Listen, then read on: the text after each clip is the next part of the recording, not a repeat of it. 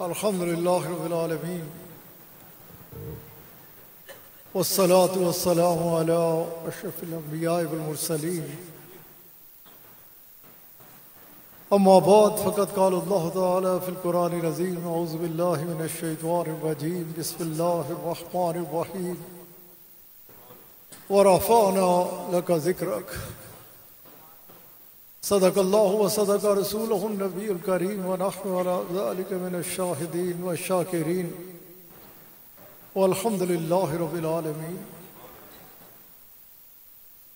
تمام تعریف اللہ وحدہ لا شریک کے لیے، اسی کی خاطر، اسی کو سجتی ہے، اسی کے لیے لائق ہے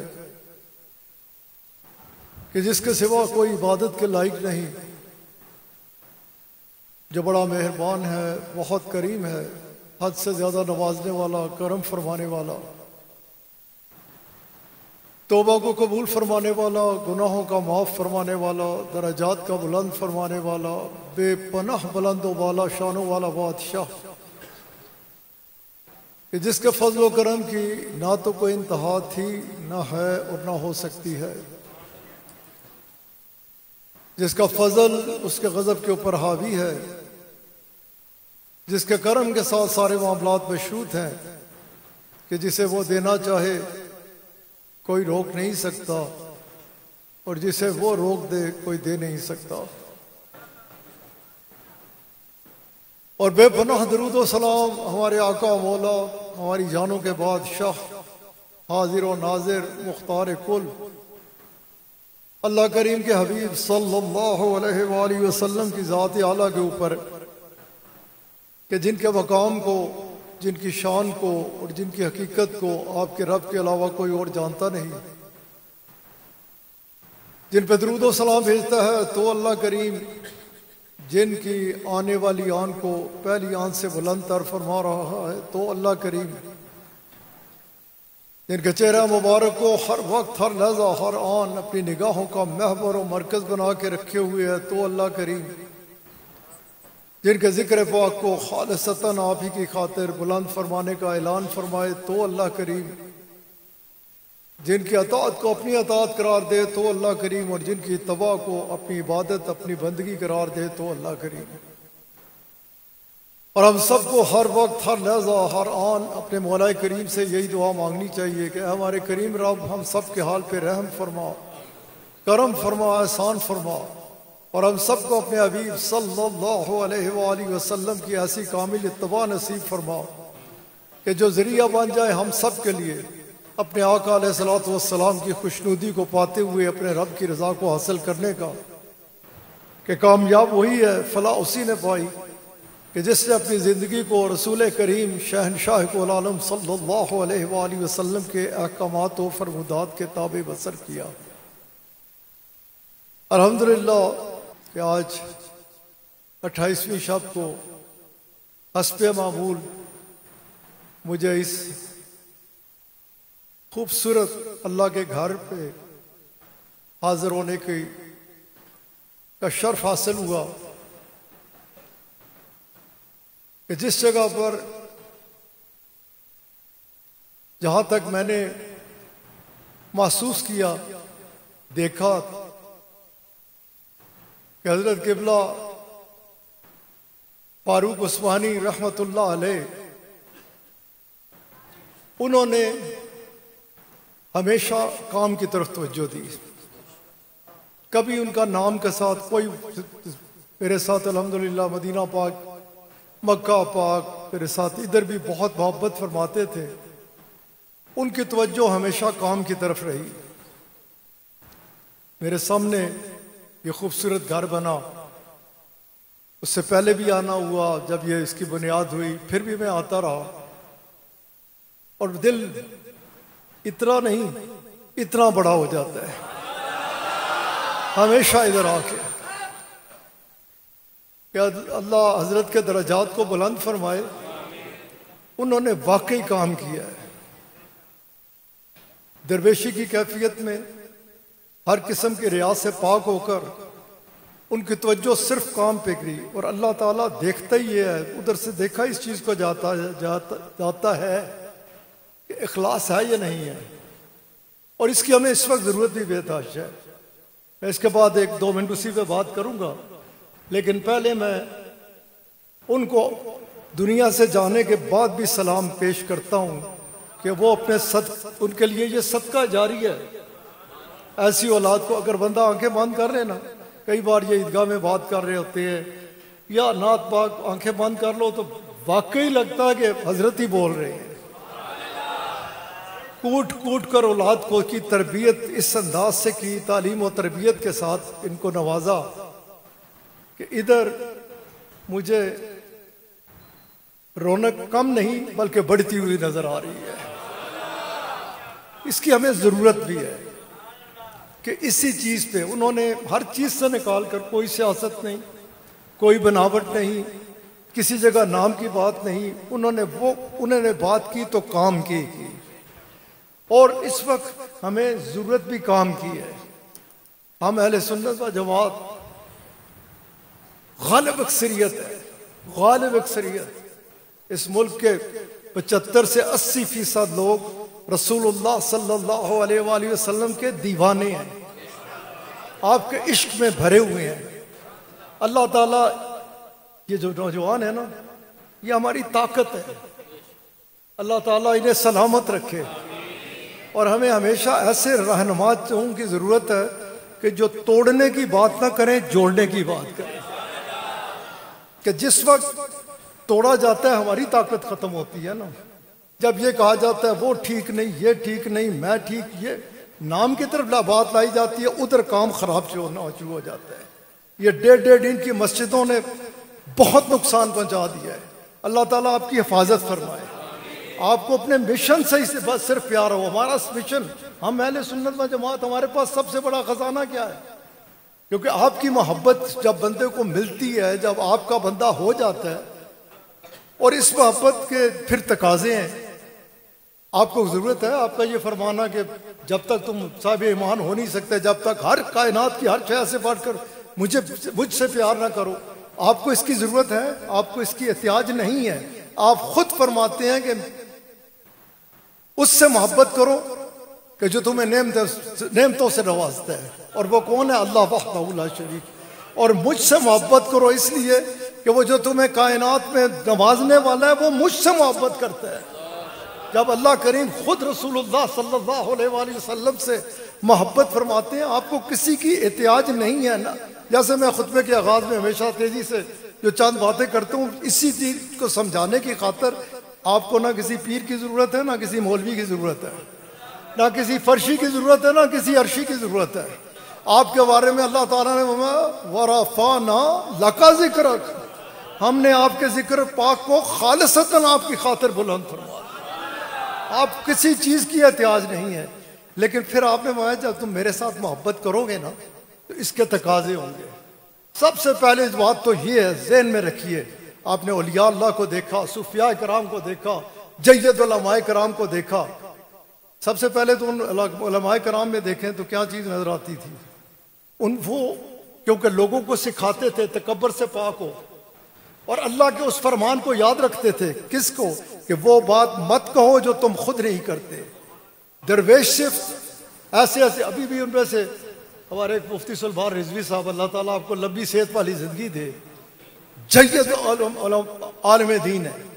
لیکن کبھی ان کے ساتھ بیٹھے، کبھی ان کا صحبت میں بیٹھے. اس وقت ادھر نہیں ہے، ملک سے باہر ہے. عاجزی، انکساری. اور انسان کا تو سب سے بڑا زیور ہی یہی ہے کہ وہ اس کے پاس بیٹھنے میں اللہ نے ان کی ان چیزوں کو دیکھ کر وہ سیکھے کہ جو ہمارا اصل زیور ہے کہ ہم عاجزی اختیار کریں. جب بندہ اس میں سب سے بڑا فائدہ یہ ہوتا ہے کہ آپ اس گندی ترین چیز سے بچ جاتے ہیں. ایک تو جس کا نام تکبر ہے، اور اس کے ساتھ ساتھ یہ کہ میں ختم ہوتی ہے، پھر اسے کوئی برا لگتا نہیں. صوفیاء کرام نے تو سیدھا سیدھا ہمیں ایک ہی سبق پڑھایا کہ جب بندہ سمجھ لیتا ہے نا، کچھ اسے شعور آ جاتا ہے، پتہ چل جاتا ہے، اس کا کرم شامل حال ہو جاتا ہے، تو وہ دائیں بائیں جب دیکھتا ہے تو اسے کوئی برا نظر نہیں آتا. وہ اپنے آپ کو ہی سمجھتا ہے کہ سب سے کم تر میں ہی ہوں. ہمارے یہ جو معاملات جدھر دیکھیں افراتفری پھیلتی چلی جا رہی ہے، جس کہ ہر بندہ ایک ہی بات کرتا ہے، جو تو میرے ساتھ کھڑا ہے وہ ٹھیک ہے، جو میرے ساتھ نہیں وہ ٹھیک نہیں ہے۔ ہمارا کیا چیز ہونی چاہیے؟ ہمارے پاس ایک ہی چیز ہونی چاہیے، جو میرے آقا علیہ الصلوۃ والسلام کا وفادار ہے وہ میرے دل کا قرار ہے۔ میرے لیے ہمارے لیے ایک ایک بچہ قیمتی ہے، ایک ایک بچی قیمتی ہے، کیونکہ ہم نے اپنے آقا علیہ الصلوۃ والسلام کی اس محبت میں، جس کو آپ معیار کے قرار فرما دیا کہ جب تک میرے ساتھ ایسی محبت نہ کرو جو ماں باپ، اولاد، عزیز و اقارب، بال و اسباب اور جان سے بڑھ کر، اپنی جان سے بڑھ کر مجھ سے پیار نہیں کرتے، اس وقت تک تم صاحب ایمان نہیں ہو سکتے۔ اور آپ کی محبت کسی کو مل جائے تو آپ اس شان کے ساتھ آئے ہیں کہ ہم نے آپ کو نہیں بھیجا مگر عالمین کے لیے رحمت بن کر۔ جب آپ کی محبت ملتی ہے نا تو بندے کا دل بہت نرم ہو جاتا ہے، بندے کا گمان نیک ہو جاتا ہے، نیت صاف ہو جاتی ہے، اس کی زبان پر دعائیں ہوتی ہیں، وہ خیر مانگنے والا ہوتا ہے، اس کے پاس بیٹھ کے خیر ہی ملتی ہے، اس کے پاس بیٹھنے والا خیر کا حصہ ہی پاتا ہے۔ اس لیے یہ رونق دیکھ کے نا، یہ جذبات دیکھ کے میں نے کہا چند باتیں کروں۔ اللہ تعالیٰ آپ کو شیطان اور شیطان کے وسوسات سے بچا کے رکھے۔ آپ بس یہ ذہن میں رکھیں، ہر بندہ یہ ذہن میں رکھے کہ کسی سے محبت کرنی ہے تو اپنے آقا علیہ الصلوۃ والسلام کے ساتھ، اپنے بادشاہ علیہ الصلوۃ والسلام کی محبت میں غرق ہو کے ہم نے ہر ایک سے محبت کرنی ہے، ہر ایک کو پیار دینا ہے۔ جب یہ مل جاتا ہے نا تو پھر آپ علیہ الصلوۃ والسلام کے نالین پاک کا صدقہ بندہ اس انداز سے آگے بڑھتا ہے۔ صحابہ کرام رضوان اللہ تعالی علیہم اجمعین کی عبادات کو دیکھ کے دین نہیں پھیلا، ان کے روزے دیکھ کے نہیں پھیلا، ان کا وہ جو اللہ تعالیٰ نے، وہ تو جیسے چاہے اپنے حبیب علیہ الصلوۃ والسلام سے گفتگو فرما سکتا ہے نا، کیونکہ وہ معبود ہے، آپ عبد ہیں۔ وہ خود فرماتا ہے میرے پیارے حبیب علیہ الصلوۃ والسلام، ہم نے یہ جو آپ کو خلق عظیم عطا فرمایا ہے نا، یہ جو اتنا بڑا کرم آپ کے اوپر فرمایا ہے، آپ کے پاس یہ ایک ایسی چیز ہے کہ اس کی میں کشش ہے، لوگ آپ کی طرف کھنچتے ہوئے چلے آتے ہیں، آپ کے پاس جب بیٹھتے ہیں تو محبت ان کی بڑھتی ہے، کیونکہ آپ خلق عظیم کے مالک ہیں۔ آپ علیہ الصلوۃ والسلام کی یہ تربیت صحابہ کرام رضوان اللہ تعالی علیہم اجمعین جب لے کے نکلتے تھے نا تو کسی بھی جگہ ہوتے تھے تو دیکھنے والا انہیں کہتا تھا کہ یہ اس ماحول میں، اس انداز سے، کیونکہ اللہ تعالیٰ نے قرآن کریم میں یہی فرمایا نا کہ کیا حال تھا تو بھائی کے دہانے پہ دوزخ میں گرنے کو تیار تھے، میں نے اپنے حبیب علیہ الصلوۃ والسلام کو تمہارے درمیان اس شان سے بھیجا، وہ نور پاک جگمگایا، کس شان کے ساتھ نفرتوں کو ختم کر ڈالا، محبتوں کو عام کر دیا، دشمنیوں کو دوستیوں میں تبدیل کر دیا، تمہیں بام آپس میں بھائی بھائی بنا ڈالا۔ یہ کرم رسول اللہ صلی اللہ علیہ وآلہ وسلم اس شان کے ساتھ، اور دیکھتے دیکھتے ان کی ان کیفیات کو صحابہ کرام رضوان اللہ تعالی علیہ اجمعین کو، ان کو دیکھنے والا رہ ہی نہیں سکتا تھا، مجبور ہو جاتا کہ جا کے پوچھے کہ آپ کدھر سے ہے، کیا آپ کا تعلق کس سے ہے، اور پتہ چلتا کہ رسول اللہ صلی اللہ علیہ وآلہ وسلم، اور پھر وہ اتنی تیزی سے پھیلتا چلا گیا کہ چند برس نہ گزرے تھے 28 لاکھ مربع میل کے اوپر اسلام کا جھنڈا جگمگا رہا تھا۔ رسول اللہ صلی اللہ علیہ وآلہ وسلم کی اصل جو تعلیمات ہیں، جو اصل تعلیمات ہیں، جن کی جھلک اس پاک گھرانے کی یہ بات کر رہے تھے، حضرت زین العابدین رضی اللہ تعالیٰ عنہ آپ ہی تھے نا، ایک طرف اس انداز سے نظر آتے ہیں کہ بطاف میں ایک شخص تشریف لاتے ہیں، جب تک پتہ نہیں تھا ایک شخص حاضر ہوئے بطاف میں، اور رو رو کے کہہ رہے ہائے میرے گناہ، ہائے میرے گناہ، میرا کیا بنے گا، میں کیسے تیرے سامنے پیش ہوں گا، کہتے کہتے بے ہوش ہو کے گر پڑے۔ یہ تربیت ہے، یہ سب سمجھایا جاتا ہے۔ جب گرے تو لوگوں نے جب رومال چہرے سے اٹھایا، اور کوئی نہیں تھا، حضرت زین العابدین رضی اللہ تعالیٰ عنہ تھے۔ آج ہم دو بل بالے، ٹوپی پالی، داڑھی سجا کے ببا ماما، ہم سمجھتے ہیں ہم پتہ نہیں کہاں سے کہاں پہنچ گئے ہیں۔ نہیں، شیطان ہمارے پیچھے لگا ہوا ہے، وہ ہمیں تکبر میں ابتلا کرنا چاہتا ہے، وہ گرانا چاہتا ہے۔ اس سے گرنے کے لیے ہمارے پاس بہترین چیز ہے کہ جو ہے اس کے کرم سے سیدنا غوث اعظم رضی اللہ تعالیٰ عنہ نے میری کی اوقات یار، یا آج کے کسی مولوی پیر کی کیا اوقات، سیدنا غوث اعظم رضی اللہ تعالیٰ عنہ کے آگے آ گیا تھا، روشنی پھیلی، آواز آئی، بس ٹھیک تسی تے کدھر پہنچ گئے، کسی چیز کی ضرورت نہیں، ساری منازل طے کر لی۔ لا حول ولا قوت الا باللہ، تو شیطان ہے، میں تجھے پہچان گیا، تو مجھے اس راستے سے ہٹانے کی اجازت ہے جو میرے آقا علیہ الصلوۃ والسلام نے ہمیں عطا فرمایا ہے، اس پہ میں ہمیشہ قائم رہوں گا۔ کہنے لگا وار تے ڈاڈا کیتا سی پر تواڈے علم نے بچا لیا۔ آپ نے بعد پھر دوسرا وار کرتا ہے، میرے علم نے نہیں، میرے رب کے فضل نے بچا لیا، میرے رب کے کرم نے بچا لیا۔ یہ کب آتا ہے؟ اگر تکبر ہوتے پھر تو منڈی اور واقعی ٹھیک کہتا ہے، میرے اگے تو آ سکتا ہے نہیں۔ انہوں نے فرمایا ایسا نہیں ہے، یہ جو کچھ ہے اس کے کرم سے، تو جب یہ میرے اوپر یہ وار کر رہا ہے، تیرے جی اور کوئی نہیں، آپ ہر سارے مقامات پہ گزر گئے۔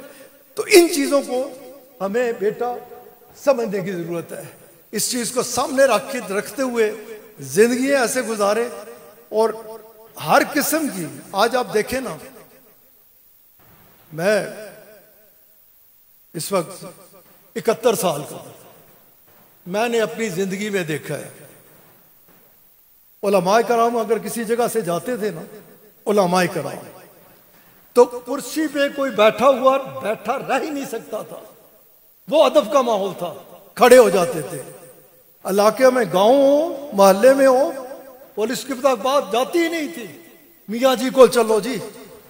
میاں جی کا ایسا احترام ہے، جو وہ فرمائیں گے وہ اس پہ، یہ ماحول تھا۔ بڑی تیزی سے ہم قرب قیامت کی فتحوں کی طرف جا رہے ہیں۔ میں اکثر بڑے بڑے فورم سے کہتا ہوں، قوموں کی زندگیوں میں بہت سارے معاملات آتے ہیں، معاشی صورتحال بھی ہوتی ہے، لا اینڈ آرڈر کی بھی صورتحال ہوتی ہے، سرحدوں کی بھی صورتحال ہو جاتی ہے، قومیں نکل جایا کرتی ہیں، لیکن جس قوم میں یہ چیز آ جائے نا کہ اقدار ختم ہو جائے، مورل ویلیوز ختم ہو جائیں، جو اللہ نے فرمایا کہ یہ ویلیوز لے کے آئے تھے تمہارے درمیان، تمہیں صحیح انسان بنا کے رکھ دیا تھا، تمہیں وہ بہترین اخلاق سکھا ڈالے تھے وہ، اور جس کے لیے رسول اللہ صلی اللہ علیہ وسلم آپ علیہ الصلوۃ والسلام نے مینا میں فرمایا تھا میری طرف توجہ کرو، پھر فرمایا میری طرف توجہ کرو، پھر فرمایا میری طرف توجہ کرو۔ آپ علیہ الصلوۃ والسلام ایک بار، ویسے ہی صحابہ کرام کی توجہ ادھر رہتی تھی، وہ تو ہلتے نہیں سب، جھک کے بیٹھے ہوتے، گردن نہیں ہلاتے تھے، ساری توجہ اس طرف ہوتی تھی۔ انہیں آپ نے فرمایا تو وہ حیران رہ گئے کہ ہم میں سے کسی نے کوئی ادھر ادھر خیال کسی کا چلا گیا جو آپ فرما رہے ہیں۔ 3 مرتبہ توجہ کرانے کے بعد آپ علیہ الصلوۃ والسلام نے فرمایا خبردار یاد رکھنا، جب میں اس انداز کو اپنا لوں جس میں آج بھی زندہ ہیں مدینہ منورہ میں رونق افروز ہیں، اس گنبد پاک ہے، آپ علیہ الصلوۃ والسلام، جب میں اس انداز کو، آپ کے 3 انداز ہیں، ایک پہلے جب آپ تشریف نہیں لائے اس وقت بھی آپ کا وسیلہ پیش کیا جاتا تھا، آدم علیہ السلام سے شروع ہوا، عیسیٰ علیہ السلام دیکھے ہر جگہ پہ آپ کو یہ نظر آئے گا۔ پھر ایک وہ وقت تھا جب ایک بندے کی نگاہ پڑ گئی نا رسول اللہ صلی اللہ علیہ وآلہ وسلم کے چہرہ مبارک پر، ایمان والی نگاہ، 70 سال 80 سال کے ہوئے 90 سال کے ہوئے ایک بار نگاہ پڑی، آج دے سارے مولوی، سارے پیر، سارے علماء سب کے سب اکٹھے کر لے، وہ جس کی ایمان والی نگاہ رسول اللہ صلی اللہ علیہ وآلہ وسلم کے چہرہ مبارک میں پڑی، وہ ہیں، ان کی جوتیاں ہیں، جوتیوں کے ساتھ جو خاک کے ذرے لگتے تھے نا اس تک کوئی نہیں پہنچ سکتا۔ واپس ادھر بات کرتے ہوئے بات ختم بھی کروں کہ ایسا دور تھا، صحابہ کرام علماء کی ایسی عزت ہوتی، پھر علماء تو علماء ہیں، اور علماء کی قدر کیا کرو اللہ کے واسطے، علماء کو عزت دیا کرو، یہ کسی اور چیز، باقی تو کوئی کرسی پہ وزیر اعظم سی تو اس کی وراثت دے چلتا ہے، کوئی کدھر کا، جو فنا ہو جانے والی چیزیں ہیں، یہ انبیاء کے وارث ہیں، ان کو وہ وراثت ملی ہے کہ جس کا کوئی مقابلہ ہی نہیں ہو سکتا۔ ان کے ساتھ عزت کرو، ان کے دیکھ کے کھڑے ہوا کرو، ان کا احترام کرو، جتنا ان کا احترام کرو گے اتنا سینہ روشن ہوگا۔ اللہ تعالیٰ کرم فرمائے، آسان فرمائے۔